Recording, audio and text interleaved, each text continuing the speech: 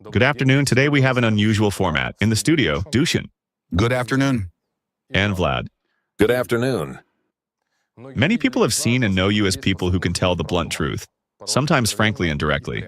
I watched your video. You keep talking about some dangerous organization, about the Anticult, about Dvorkin. And my first question is, why is the Anticult dangerous? Let's probably go step by step. So let's start with what the Anticult is. Okay, what is the Anticult? For many, that's a new concept. It's more like a well-forgotten old one than something new. People don't remember history well. They've stopped reading. They've stopped analyzing and asking themselves simple, critical questions. Why don't they remember, for example, what happened to Jesus Christ? What do you mean they don't remember? They do. They wear crosses with the crucifixion. His images are in every church. Yeah, I know. They use that crucifix in religious rituals, supposedly on behalf of the Holy Spirit himself. The Holy Spirit, yeah. And also they bless cars, clothes, bars, weapons. Nowadays, it's even trendy to bless them for killing your own kind. That's the kind of metamorphosis we're seeing. And what is it that people should remember in this story with Jesus Christ? Well, who was behind the idea of executing Jesus Christ? Yeah, think about it.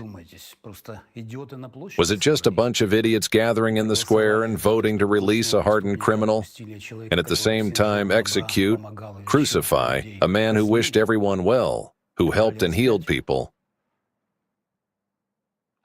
They welcomed Jesus as a king. And only 5 days later, they were already shouting, "Crucify him." Doesn't that seem suspicious and illogical to you? That alone should make you wonder if something very dark was going on, that someone was behind the priests. But history keeps quiet about the details. And do you know them? Do you need them? Well, maybe. Come on, who really needs that? Everybody understands perfectly well. We can talk beautifully and pretend that we care, that we're concerned about Jesus. But in reality, we care much more about a football club in the Champions League, about the national team in international competitions. We're busy with ourselves. That just needs to be admitted. Okay. Can you give some more examples of the Anticult in history? Alexander the Great, a young man who became the greatest conqueror in history. By an amazing coincidence, he marched exactly where Zoroastrianism had been after the prophet Zarathustra. And you think that's not accidental? Nothing is accidental. Do you really think no one was whispering in his ear?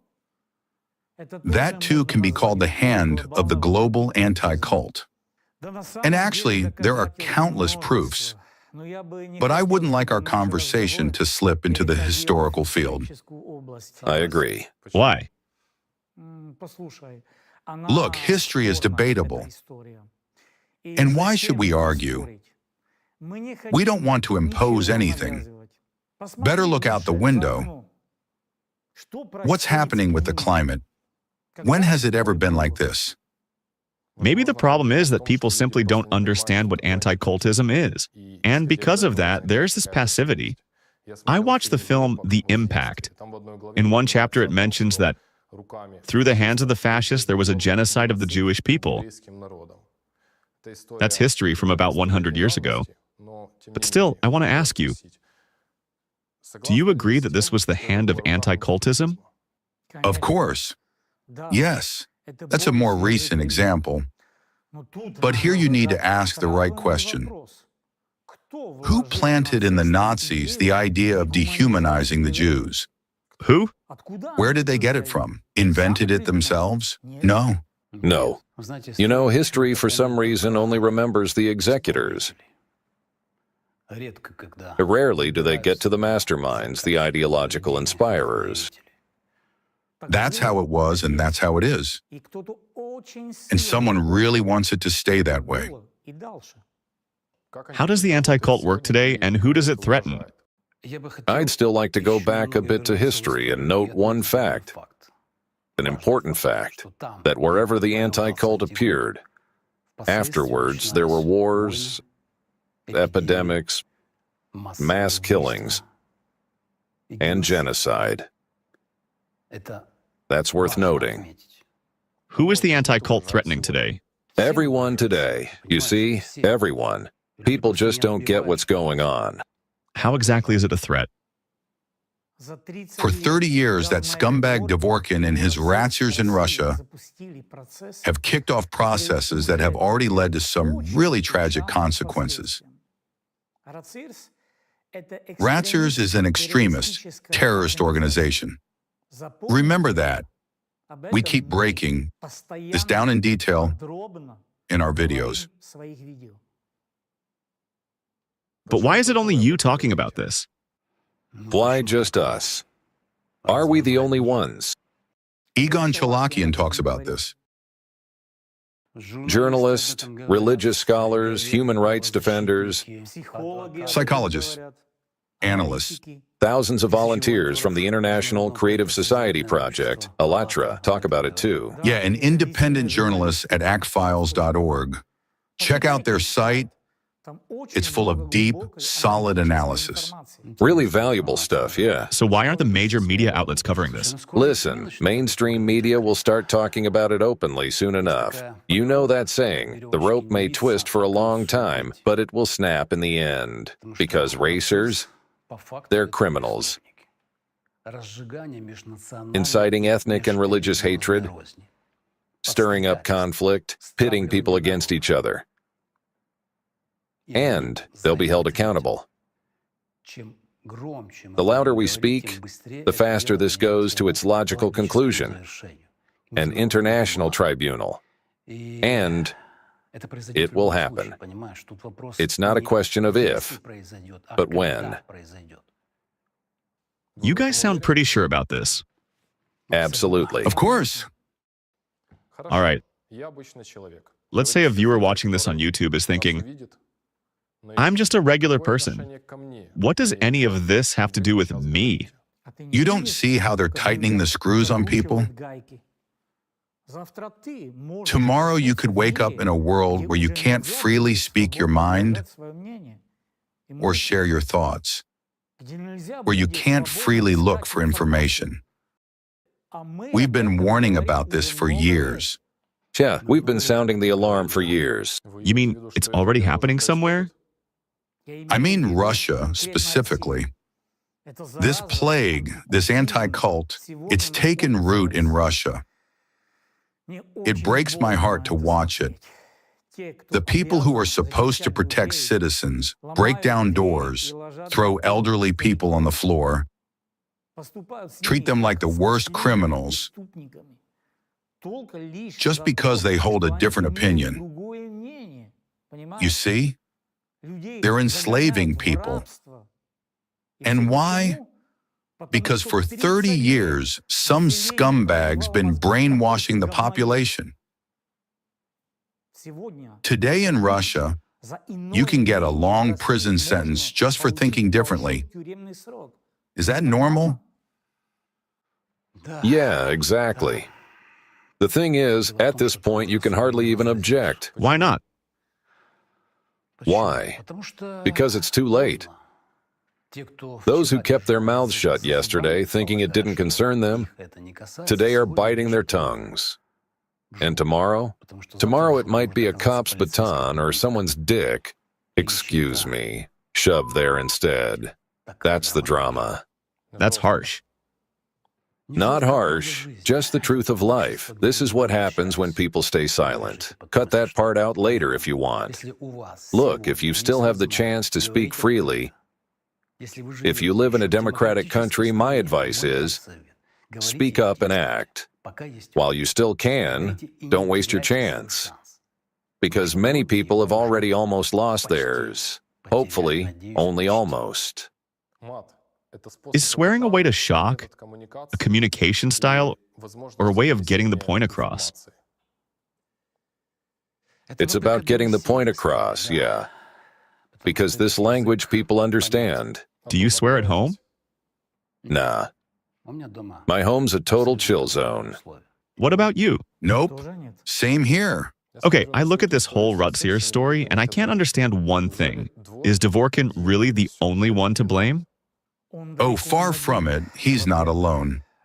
Second, for years he was running around like a filthy broom across the country, brainwashing officials, law enforcement, monks, and just ordinary trusting citizens.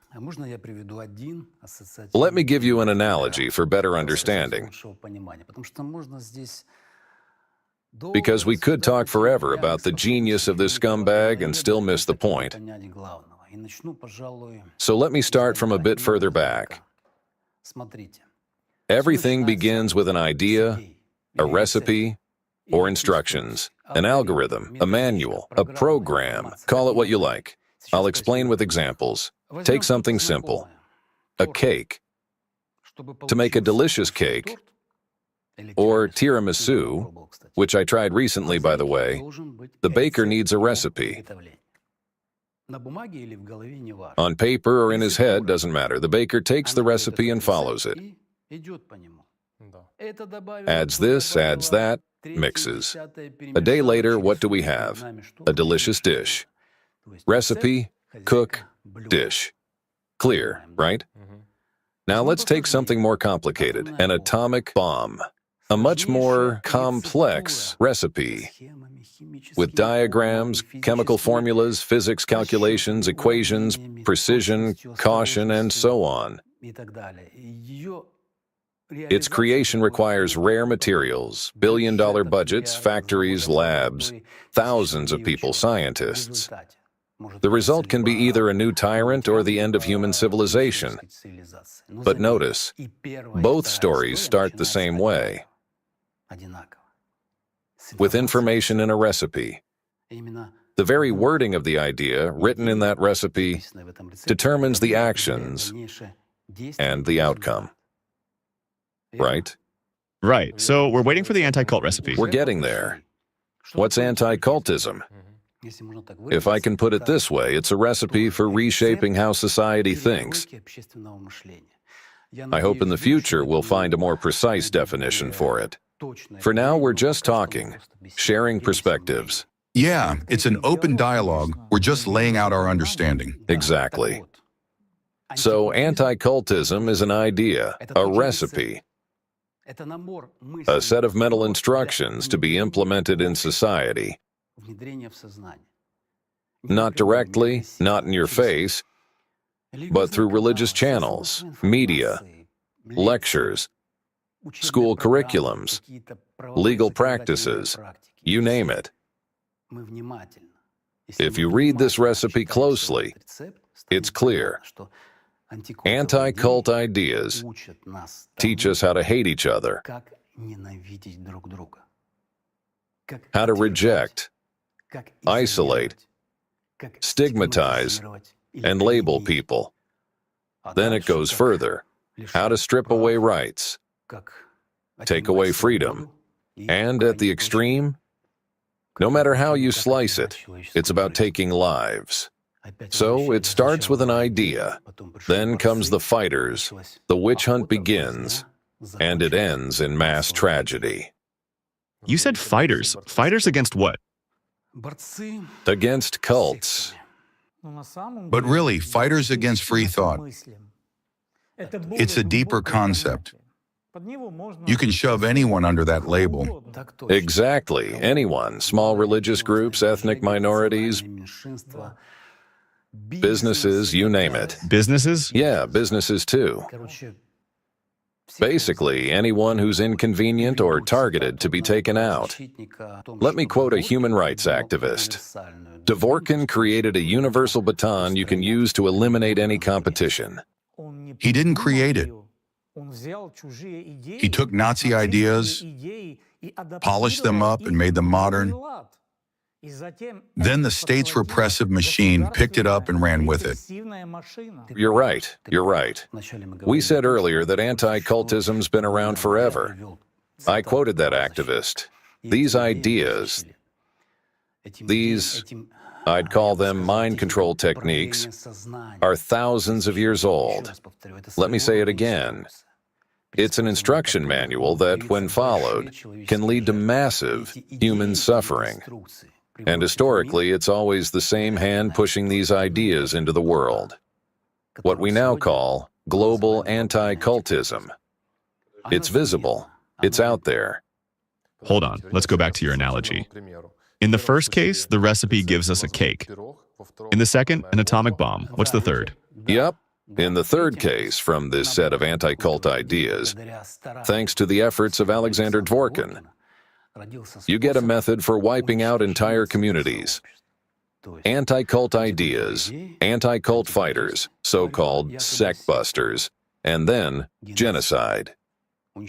It's destruction dressed up as of salvation. And now, we're watching society consume itself. Wait, ideas that lead to genocide when put into action? All right, let's stick with Vlad's recipe analogy. These ideas, this information, is just floating out there in the information field. And global anti-cultism is always hunting for a chef to cook up this dish from their recipe. A chef, yeah. A dish that'd wipe out tons of people. That's what we're seeing play out today. That's exactly what's happening, yeah. In Russia? Right now, yeah, in Russia. But you gotta understand, these people don't have a nationality. They've taken over Russia, sure, but listen, they don't give a damn about Russians. Anti-cultism doesn't care about Russians or anyone else. They don't care where it spreads next. They just don't give a crap about people, period. This plague is spreading worldwide. And if we don't do something, it'll bring destruction to other countries too. Even those that's still thriving and valuing their democracy. You say destruction, but who will be the one to destroy? It's self-destruction. It's done by people's own hands. Anti-cultists plant the ideas and people just run with them. It's that simple. Yep. And here's another way to explain the phenomenon of Russia's chief scumbag. You asked what his role in this is, right?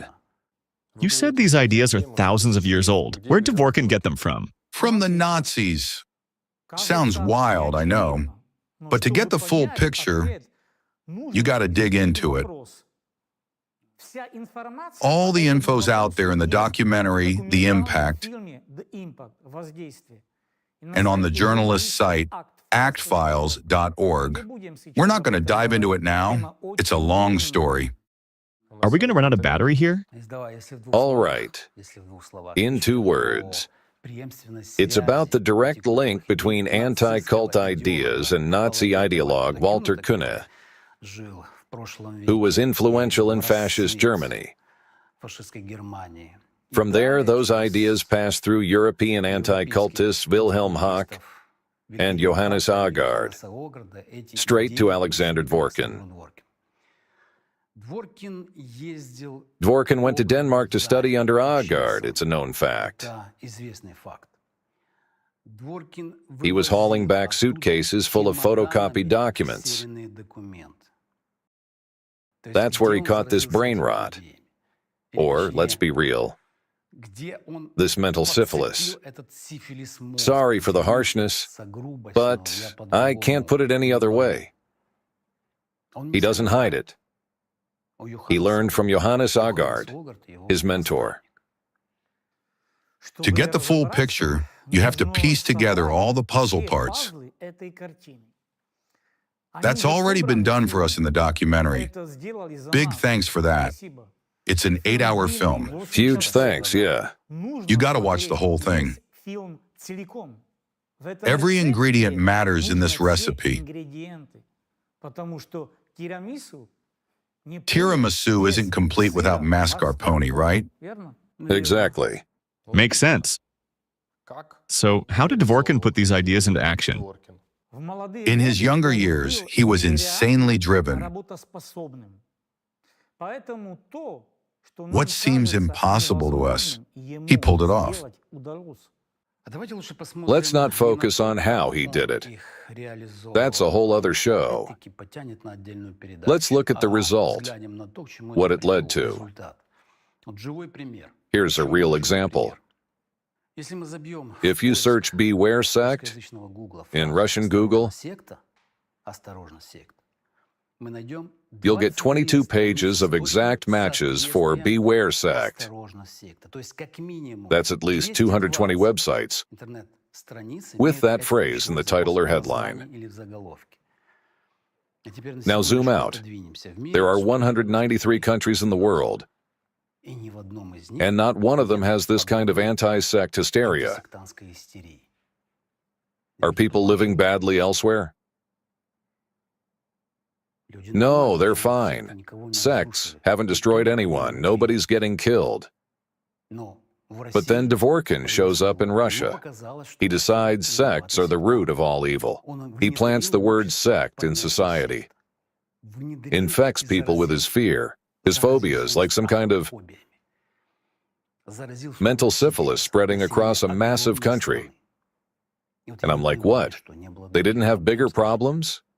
Don't they have bigger problems now? Another example. Search sect on YouTube.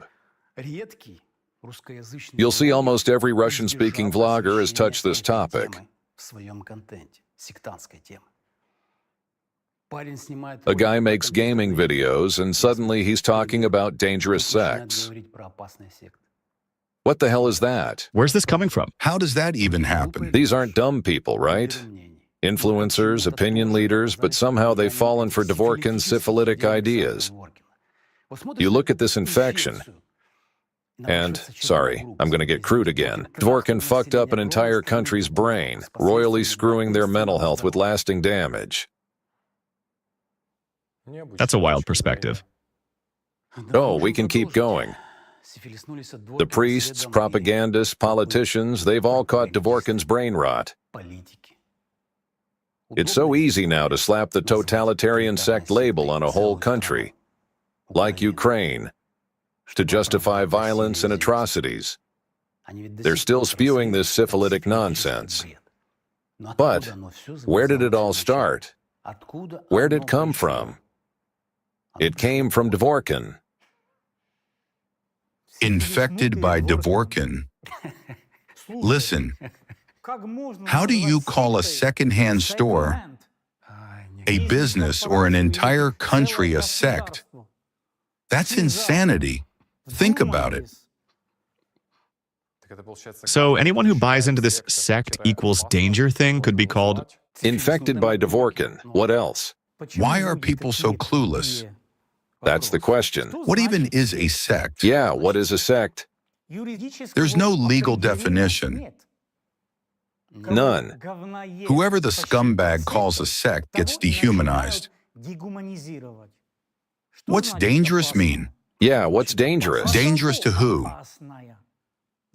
As far as I know, small religious groups don't even commit crimes. Exactly. Stats show their rate of administrative violations is virtually non-existent. Virtually non-existent, it's practically zero. But they're dangerous to Dvorkin, so everyone's got to be scared. What the hell is this, seriously? Did we fall down and start doing push-ups or what? And nobody's willing to admit it. They won't admit it, but they're sick with Dvorkin's mental syphilis. Aren't you guys worried Dvorkin might sue you? Listen, if he does, it'll just speed up Racer's funeral. He's not stupid enough to miss that. So you're not scared at all? Scared of what? Aren't you sick of this? Jesus said, "Don't be afraid, just speak." And here we are, 2,000 years later, still scared. That's why the world's like this. Or look at it this way. Who's there to be scared of? Scumbags, creeps, liars, sociopaths? That's some backwards logic. They should be the ones shaking. Why are we the problem? Okay, my bad. I said it wrong. Yeah, I'm scared of this player that's shown up in the world right now. You mean the climate Cerberus? Exactly. It doesn't give a damn about anyone or anything. It doesn't care. If you're an old man or a kid, Right. Doesn't care about your nationality or your beliefs. Recently, ALLATRA was labeled an extremist organization in Russia. Hold up. How do you call an organization that's always worked to bring people together extremist? let's break it down. What even is extremism? It's about dividing people, tearing them apart. And what's ALLATRA? ALLATRA's always been about uniting people to save life on this planet. It's a scientific community that's been tackling climate issues, global climate issues, and will keep doing so. Plus, it's about protecting people's rights and freedoms. Yeah, exactly. But in one corner of the world, we're extremists, while everywhere else we're freely presenting our climate models, reports and documentaries at UN meetings, chatting openly with scientists and politicians. You see what's going on here? When scumbags call you dangerous, I take it as a compliment. Totally agree. So I'd say we're on the right track. So, what's going on with the climate these days? You've noticed, huh? I think a lot of people have. It's hard to miss.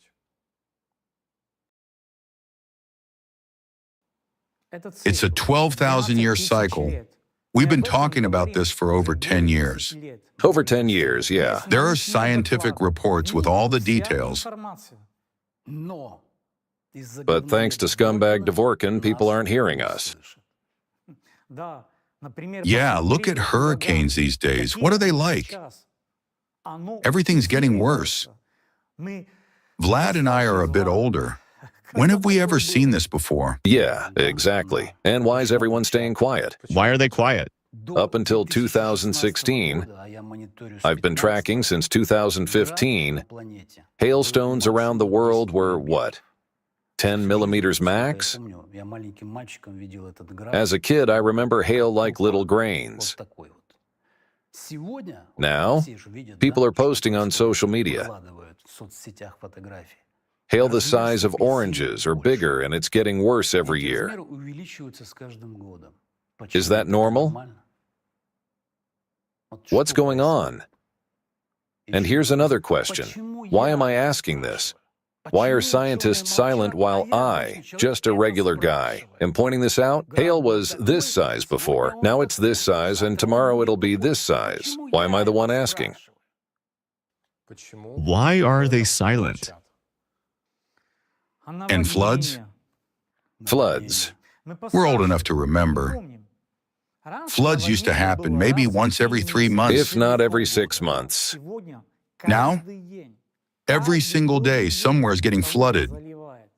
What's happening? Why the silence? Yeah, why the silence? I'll ask again. You know, there's actually some positive progress. People are starting to listen to us. We're speaking at the UN, and many are using our data. But for some reason, they're not taking it seriously yet. Maybe they think it'll just go away on its own. They don't believe it. It's not going away. Nope, it's not. We've been saying for 10 years what's coming. Who likes these floods, these roofs getting ripped off? Earthquakes are increasing everywhere. Maybe, just maybe, they're hiding it to avoid panic. But we're not about panic. We're about people understanding what's happening, giving them real, objective info.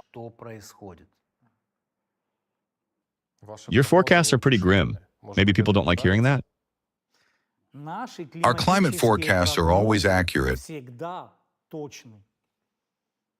hit the bullseye. Check it. We're hitting it every time. Meanwhile, if you listen to others, their shots don't even make it halfway to the target. You open the internet, and what do you see? ALLATRA is a sect. That's the garbage that scumbag Dvorkin cooked up. Anticultism is just a bunch of nonsense. We said we need to degas the Siberian plume.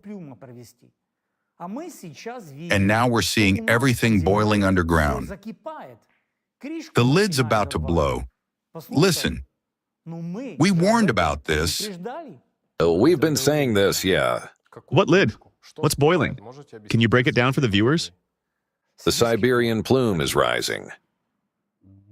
Egon Chalakian's been talking about this for what? 10 shows, with all the deep details. The Siberian plume. We're seeing permafrost melting. By the way, the recent earthquakes in Kamchatka, directly tied to this. It's all in the reports. If you can, flash those reports on the screen. Let me give you another analogy to make it clear.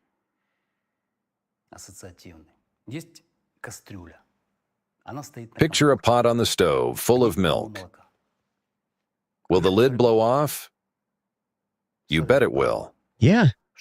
To avoid a mess, you either turn off the burner or take the lid off. We go to the homeowners and say, look, if that milk spills, it'll put out the burner. Gas will spread through the apartment. What happens then? Boom, explosion. But the neighbor's like, yo, Vasya, some bearded jerk told me you're a cultist. Why should I listen to you? Then this genius runs up to the second floor to the cop and snitches, hey, go deal with that bald guy. He's spreading panic, telling me to turn off some gas. It's messing with my boxing match on TV. Some bearded jerk at the bench outside said he's a cultist. That's good enough for me. What's that tell you? They've dehumanized us. They're wrongly calling us a sect. And that's a huge problem for everyone. And as long as there are anti-cultists out there dumping their crap in our ears, we're missing the simple, basic stuff, like idiots. Like idiots. What, are people stupid? No, but somehow we're acting like idiots. Yeah, somehow like idiots. I think it's absolutely critical to ban anti-cultism by law. Seriously. The term anti-cultist should stick in people's minds as worse than a Nazi, a pedophile, a child killer, a shit-eater, you name it. You're talking about a massive disaster brewing in Siberia. What solutions do you have? First off, they kicked us out of Siberia. We don't even know what's going on there anymore. People are getting thrown in jail just for talking about the climate.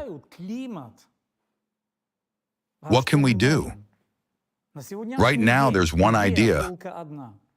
Go to Siberia and start degassing. Degassing, yeah. What's degassing? Egon Chalakian talked about this in his programs. Siberia's heating up faster than anywhere else. There's an anomaly there. Everyone knows it. Everyone's seeing it. So why are they hiding the data? That's the question. If nothing was happening, they'd release all the data openly, including well data, everything. They've got them. Why won't they release it? The full archive exists. Pressure, temperature, all of it. Why not show it? Come on, just put it out there. They won't because things are spiking hard. In recent years, it's been skyrocketing. Give us the data, real data. We're all on the same planet. Don't you get it? We're all in the same boat. And why is this happening? Because scumbags have been feeding people nonsense, and now they don't even get what we're talking about.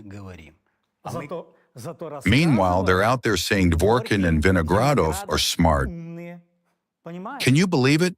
Oh, no big deal. Just gas hissing in Norilsk and permafrost melting.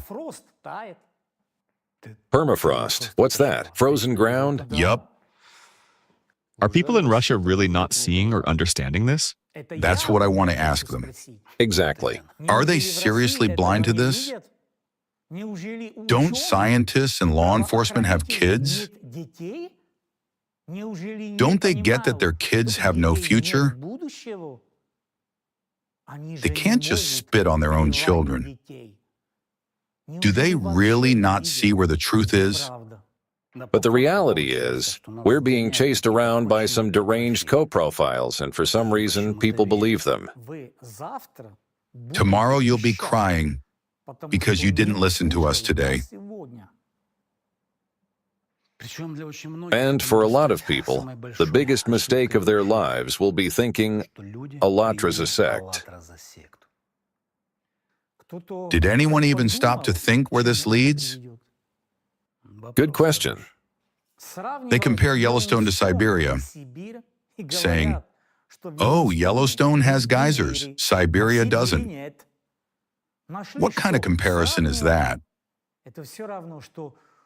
It's like comparing a crane to a pig. Or to a crocodile.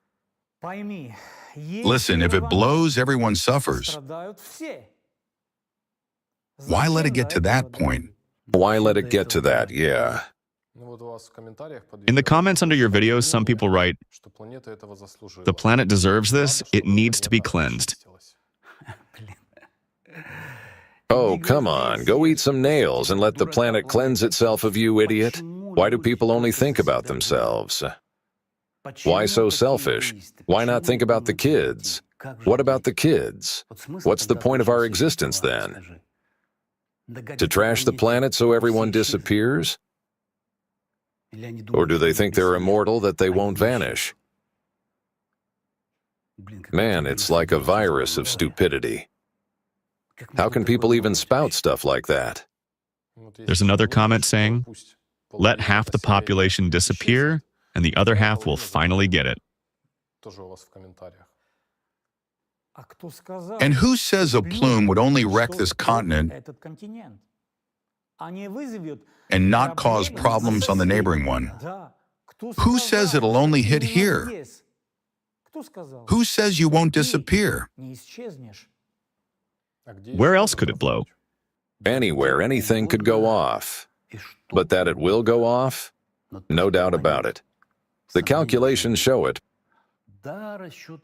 But here's the paradox. And don't forget, the Earth speeding up. That centrifugal force at play. What does that do? It redistributes things. The Earth speeding up.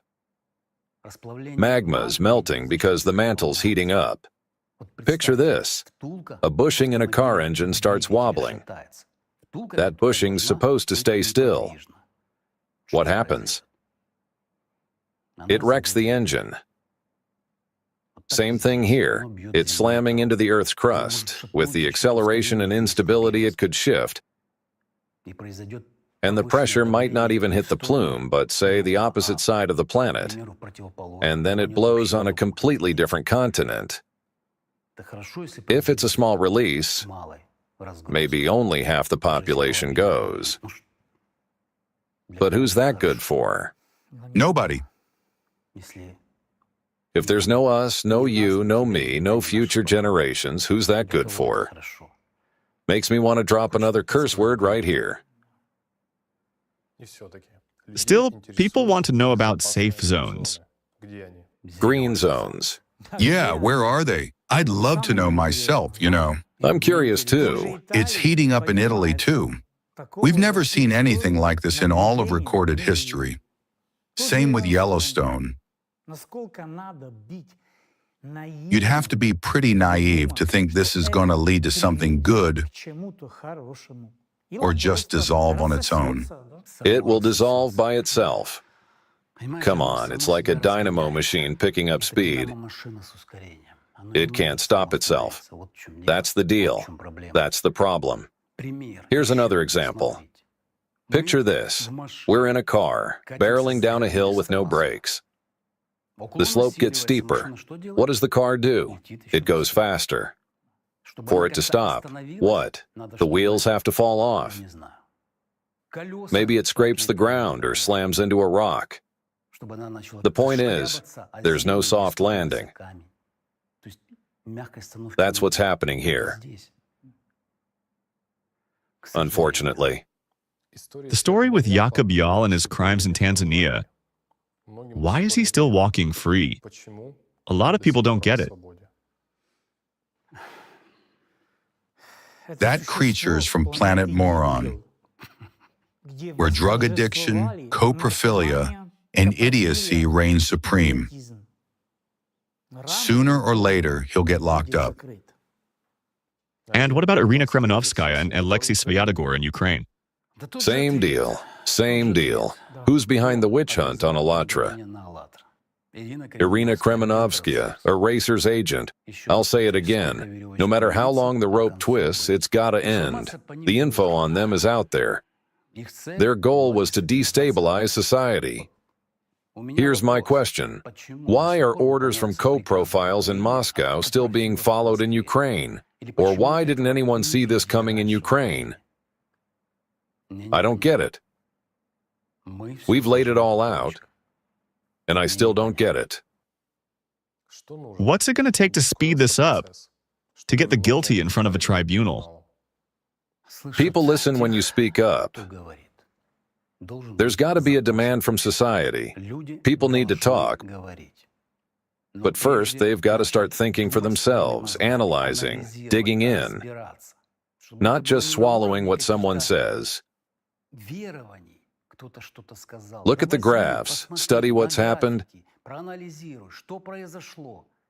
and you'll see it's an exponential curve.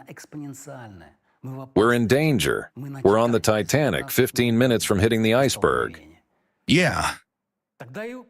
Then politicians will listen, scientists will wake up, because they'll be held accountable. If we don't dig gas, it's just going to keep getting worse. I want viewers to walk away from this show with one thing clear. If we don't dig gas, the catastrophes will only grow. Unfortunately, It's a 12,000-year cycle, and we've been talking about it for over 10 years, but they don't hear us. Why? Because of that shit-eater and his crazy posse. We're not being heard because of one pathetic shit-eater who's infected people with his syphilitic ideas. the whole world. Thank God, not the whole world yet. Thank God. Who's behind Dvorkin? You know, I don't think this is the time or place to answer that. But I'm sure the time will come, and we'll get answers.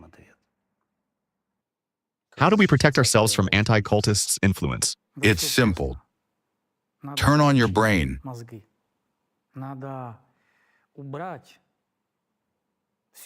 Flush out all the garbage that co-profile Dvorkin dumped in our heads.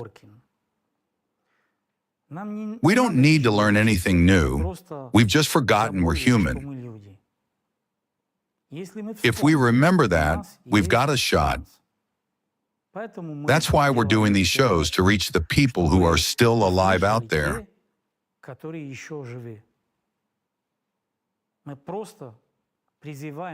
We're just calling on living people to save this planet for our kids. That's it. It's that simple. You got to speak up. Don't be scared.